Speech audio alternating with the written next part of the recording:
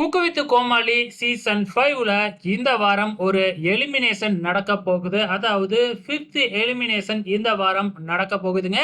இதுவரைக்கும் 4 எவிக்ஷன் நடந்திருக்கு இந்த சீசன்ல.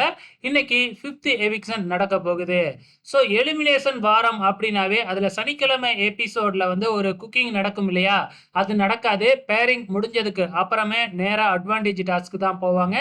இன்னைக்கு நம்ம கோமாளிகள் எல்லாமே வித்தியாசமா எல்லாருமே பேய் கெட்டப்ல வந்திருக்காங்க. பார்க்கறதுக்கே படு பயங்கரமா வந்திருக்கிற மாதிரி காமிச்சிருக்கிறாங்க. பேரிங் நடந்ததே கிட்டத்தட்ட 3/4 மணி நேரத்துக்கு மேலேயே இன்னைய எபிசோட்ல பேரிங் நடந்தத மட்டுமே காமிச்சிருக்கிறாங்க. ஜஸ்ட் ஒரு 1/4 மணி நேரம் தான் வந்து அட்வான்டேஜ் டாஸ்க்க காமிச்சிருந்தாங்க.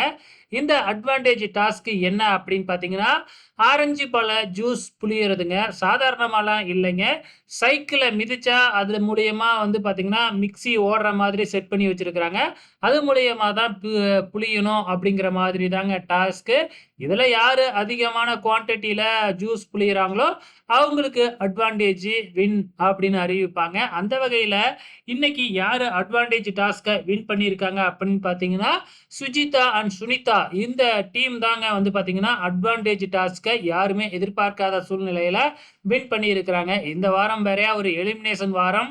அட்வான்டேஜ் பயங்கரமா இருக்கும். ஸோ என்ன மாதிரி அட்வான்டேஜ் நாளைக்கு குடுக்க போறாங்க அப்படிங்கிறது தெரியல.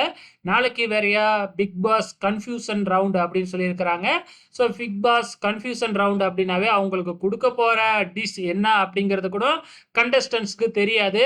ஸோ பிக் பாஸ் ரூம்லயும் அவ்வளோ ஒழுங்காலாம் சொல்ல மாட்டாங்க. ஃபாஸ்ட்டா சொல்லிடுவாங்க. என்ன சொல்றாங்க அப்படிங்கிறதே தெரியாது. நம்மளா யூகிச்சு தான் சமைக்கணும்.